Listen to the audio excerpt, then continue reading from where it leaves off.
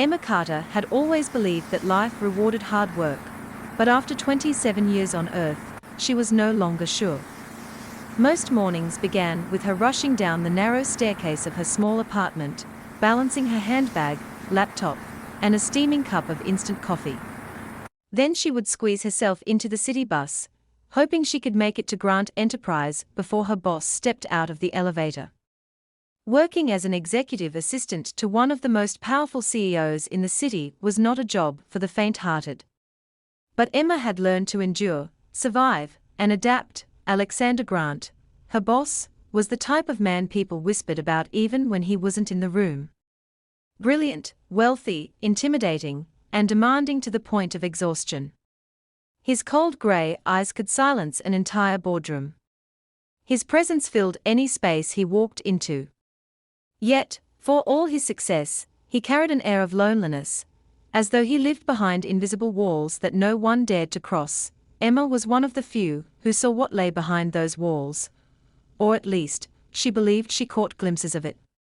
Late nights when the office lights were dim, she sometimes found him staring at documents without reading them, or rubbing the bridge of his nose like a man fighting a war with himself. Still, she had never asked questions. Their dynamic was simple: he gave orders, she executed them. Clean. Professional. Distant. But everything changed one rainy Thursday. It was almost 8 p.m. when Alexander called her into his office. The storm outside hammered against the windows, and thunder rolled through the sky like a warning. Emma stepped inside, clutching her notebook out of habit, ready to take instructions for some urgent project. Instead, she found Alexander standing by the window, his suit jacket off, sleeves rolled to his elbows, a rare sight. His expression was unreadable, but his shoulders were tense. He looked like a man preparing to do something he didn't want to do. Sit, he said quietly. That alone was enough to unsettle her. Alexander never asked, he commanded. But this time, there was an uneasy softness in his voice. Emma sat slowly. Is something wrong? He didn't respond immediately. He turned from the window and studied her with an intensity that made her heart stumble. There's a matter I need to discuss with you, he said. And it must remain strictly confidential. Emma nodded, confused but attentive. Of course. He walked around the desk and sat across from her, folding his hands as though constructing the right sentence in his mind. You are aware of the legal battle Grant Enterprise is facing, he began. Yes, she replied carefully. The takeover attempt. He nodded. The board is losing confidence. Investors demand assurance that I am stable and grounded.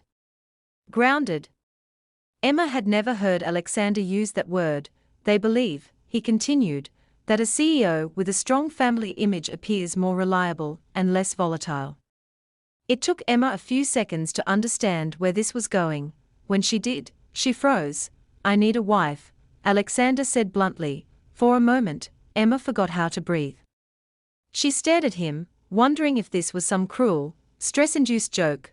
I don't understand, she stammered. Are you asking me to? Yes, he said. Marry me. Her mouth opened, but nothing came out. Her pulse hammered in her ears. He lifted a folder from his desk and slid it toward her. Inside was a contract. This will be a business marriage, he said, voice calm and controlled. 1 year. You will be compensated generously. Your privacy will be protected. And once the year is over, we will go our separate ways. Emma felt the room tilt. Marry him. Her boss? The man who terrified half the city. She swallowed hard. Why me? Alexander met her eyes. Because you're loyal. Discreet. You don't seek attention. Anne, he hesitated for the briefest second. You're the only person I can trust not to exploit me. The rain outside pounded harder, echoing the turmoil building inside her chest. 1,000 thoughts raced through her mind, her sick mother, the bills piling on the kitchen counter, the second job she had secretly taken on weekends, the nights she cried quietly so she wouldn't worry her mother. But marriage. Even a contract marriage. It sounded unreal, frightening, impossible. I know this is unexpected, Alexander said, his voice gentler. You don't need to give me an answer right now. But Emma already knew her answer wasn't simple. She was exhausted. She was drowning financially. She was fighting a battle she couldn't win on her own. Still, the idea of marrying a man she barely knew beyond boardrooms and email threads terrified her. Why would you do this? She whispered. This doesn't seem like something you want. A shadow crossed his face. Want has nothing to do with it. I need stability. The company needs stability. This is the only way to secure it. Silence filled the room like heavy fog. Emma closed the contract slowly. I need to think, she said. Alexander nodded once. Take the night. But she barely slept that night. At dawn, she looked at her mother, frail, breathing softly, unaware of the sacrifices her daughter made every day. Emma's heart tightened.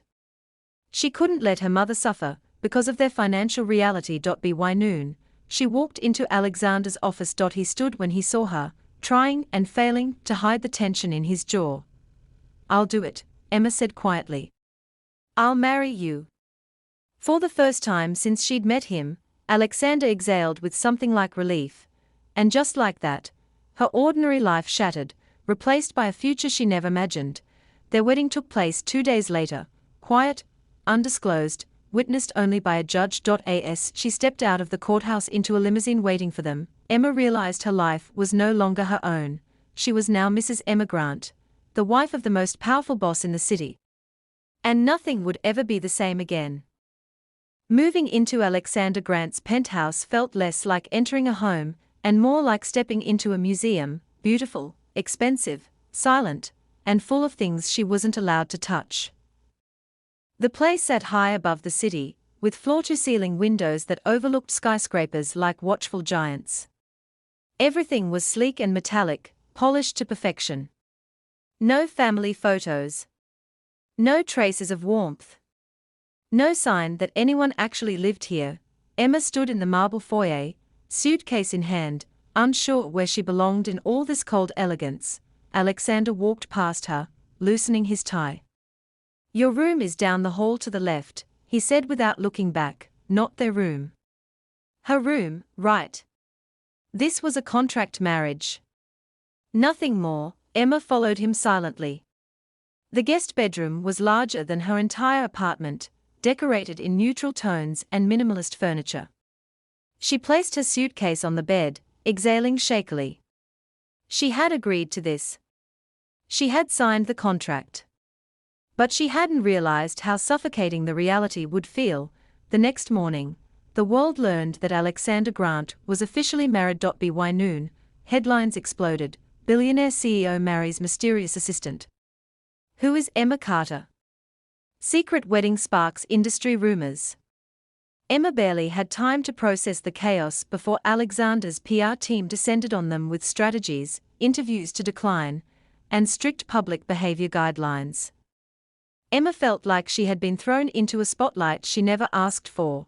She kept her head down, avoiding the news, avoiding questions, avoiding the growing ache in her chest. During their first public appearance, as a married couple, a charity gala, Emma's nerves trembled beneath her elegant navy dress. Alexander stood beside her, tall and stoic, guiding her with a hand at the small of her back whenever cameras approached. She wasn't used to gowns, diamonds, or lavish halls filled with wealthy strangers whispering behind their champagne glasses. Smile, Alexander murmured without moving his lips. The cameras are watching. She forced a soft smile. Reporters swarmed them immediately. Mr. Grant. Why the sudden marriage? Mrs. Grant, how long have you two been in love? Is this an office romance? The last question stung. Alexander held Emma's waist a little tighter. No further questions, he said, shielding her from the flashes. For a moment, she felt protected, then she remembered it was all part of the act. Life in the penthouse fell into a strange rhythm. They rarely saw each other except at breakfast or late at night when they crossed paths. And even then, Conversations were clipped, professional, or suffocatingly polite, but slowly, tiny cracks appeared in the ice surrounding Alexander. One evening, Emma found him sitting alone on the balcony, staring out at the city lights. A half-finished glass of whiskey rested beside him. His shirt sleeves were rolled up again. He always looked less intimidating like that, more human. "You don't usually drink," Emma said softly. He didn't flinch at her voice, just took another sip. "Rough day at the office?" She hesitated. "Because of the takeover battle." Alexander's jaw tightened. "Because of my father." His father, a man she had only heard about in fragments. A powerful businessman whose poor decisions nearly destroyed Grant Enterprise years ago. "He created enemies I'm still fighting," Alexander said, voice low. "And now they are circling again." Emma had never heard him speak so openly before. The vulnerability in his tone surprised her. Without thinking, she sat in the chair beside him. "You're not fighting alone." He looked at her, really looked at her, for the first time since the wedding. His eyes softened, just barely. "Thank you," he said quietly. That moment shifted something between them. A week later, Emma woke early and found Alexander in the kitchen struggling to make coffee. He pressed the wrong button 3 times before she stepped in. "You know," she said, trying not to laugh, "people usually just ask for help." He raised an eyebrow. "I am perfectly capable." The machine sputtered and spilled coffee grounds on the marble counter. Emma grinned. "Are you still perfectly capable?" Alexander's lips twitched, almost a smile. "Fine. You do it." She moved beside him, brushing his arm lightly. Too lightly. But even that tiny contact made her chest flutter. He watched her, as she brewed the coffee effortlessly. "You're good at this," he said. "It's just a machine." She chuckled. "No," he replied softly. "I meant, you make this place feel less empty." Emma froze. He looked away quickly, as if he regretted saying it, but it wasn't all gentle moments. Tension simmered beneath the surface. Differences sparked small arguments, Emma reorganizing the kitchen cabinets, Alexander's obsession with order, her tendency to hum while she worked, his rigid routines. Every disagreement reminded them this wasn't a real marriage. Or at least, it wasn't supposed to be. The real trouble began when Sophie, Alexander's ex-fiancée, returned from abroad. A stunning, elegant woman with sharp eyes that missed nothing. At a corporate event, Sophie approached Emma with a smile too sweet to be genuine. "So you're the assistant," she said. "The one who became the wife?" Emma stiffened. "Yes." "How convenient for Alexander." Sophie's smile widened. "I suppose everyone has a role to play." Before Emma could respond, Alexander appeared at her side, placing a firm hand at her back. "Sophie," he said coldly. "Stay out of my personal life." Sophie's eyes flicked between them with suspicion. "Of course. But tell me, how long do you think you can keep this little story going?" Emma's stomach twisted. That night, after the event, the tension was unbearable. Alexander stood close enough for Emma to feel the warmth of him, but far enough to remind her of the boundary neither dared to cross. He reached up, brushing a strand of hair behind her ear, his hand hesitating, lingering. Emma's breath hitched. He leaned in, too close, then stopped abruptly, pulling back. "This isn't part of the contract," he said, voice tight. His words cut deeper than he intended. Emma stepped away, heart aching. Because in that moment, she realized the truth. She was beginning to want something the contract didn't allow, and that was more dangerous than anything else. The days after the almost kiss felt like walking through fog, thick, confusing, and painfully silent. Emma avoided Alexander as much as she could, slipping out early in the morning and returning late at night. She ate breakfast alone, kept conversations short, and refused to let their eyes meet for more than a second. Alexander noticed, of course he did. He watched her with quiet tension, his jaw clenching every time she stepped away from him. But he said nothing. He didn't chase her. He didn't ask why she was distant. He simply returned to the cold, controlled version of himself, As if retreating behind a fortress he had spent his whole life building, their marriage had always been a contract, but now it felt like a battlefield. One wrong step, and everything would explode. One morning, Emma arrived at the office only to find chaos erupting through the halls. Reporters crowded the entrance, cameras flashing, voices shouting her name, Emma. Is it true you manipulated Alexander into marriage? Did you marry him to influence the board? Are you involved in the takeover conspiracy? Her heart pounded. She tried to push through, but microphones were shoved into her face. Someone grabbed her arm. Before she could panic, a familiar hand gripped her waist and pulled her away. Alexander. He wrapped an arm around her protectively, glaring at the sea of reporters. Back off, he growled, his voice cold enough to freeze steel. Security cleared a path, and he guided Emma inside. The moment the doors closed, he pulled her into a quiet hallway. You shouldn't deal with them alone, he said sharply. She stared at him, breath shaky. What's happening? Why are they attacking me? Alexander's expression darkened. Someone leaked false information to the press. They are painting you as a manipulator, claiming you seduced me for power. Emma's face paled. That's not true. I know, he said, voice low. And I will handle it. But Emma could see the strain in his eyes. The lawsuit, the takeover attempt, Sophie's return, and now the scandal, it was all crashing down at once. Alexander, she whispered, this is because of me. Because of the marriage. No, he said firmly. This is because my enemies believe you are the easiest way to hurt me. His words made her chest tighten, not with fear, but with something deeper, something dangerously close to affection. The scandal escalated quickly. News stations replayed fabricated stories about Emma's manipulative rise, commentators questioned her character, and social media swarmed with hate. Emma tried to stay strong, but every headline, every accusation, carved at her heart. She had agreed to this marriage to help him, not become a weapon against him. One night, unable to bear the pressure, she packed a small bag and walked into the living room. Alexander was standing by the window, staring out at the city lights like a man carrying the weight of the world. Alexander, she said softly. He turned. The moment he saw the bag in her hand, his eyes flashed with something sharp. Fear? Anger? She couldn't tell. I'm leaving, she whispered. Just for a while. Until things settle. No, he said instantly. I don't want to make things harder for you. You leaving would make everything worse. He stepped forward.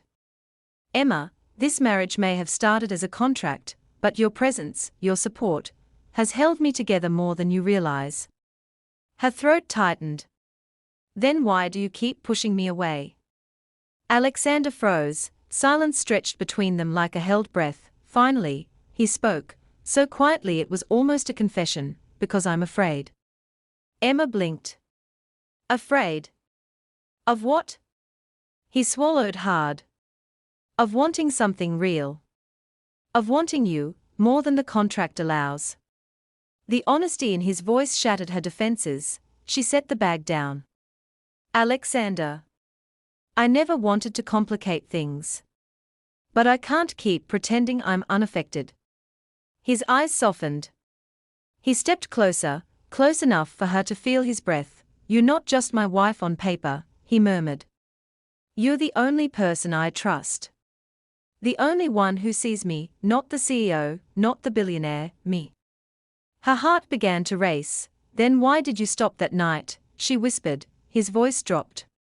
Because if I kissed you, I wouldn't have been able to stop.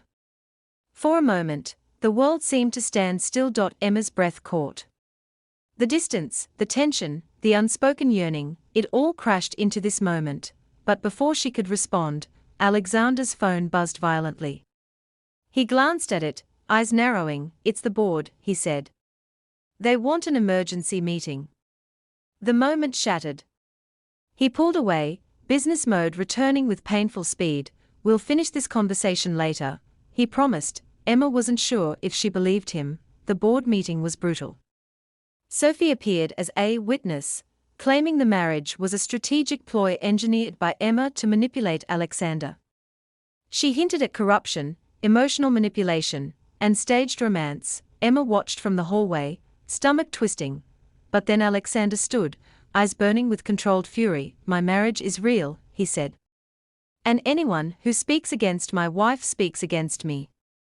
His voice was thunder, powerful and undeniable. He proceeded to expose the rival company's illegal attempt to force a takeover, revealing evidence he had gathered secretly. The board shifted their attention, the narrative flipped, and Sophie's accusations collapsed under scrutiny. Alexander won. When he stepped out of the boardroom, exhausted but victorious, he found Emma waiting for him. Without hesitation, he walked to her, cupped her face gently, and said the words she never expected to hear. "I don't want a contract marriage anymore." Her eyes widened. "I want a real one," he whispered. "With you." Her heart felt like it was bursting. This time, when he leaned in, he didn't stop. Their kiss was slow, deep, and full of everything they had held back for months: fear, longing, tenderness, love.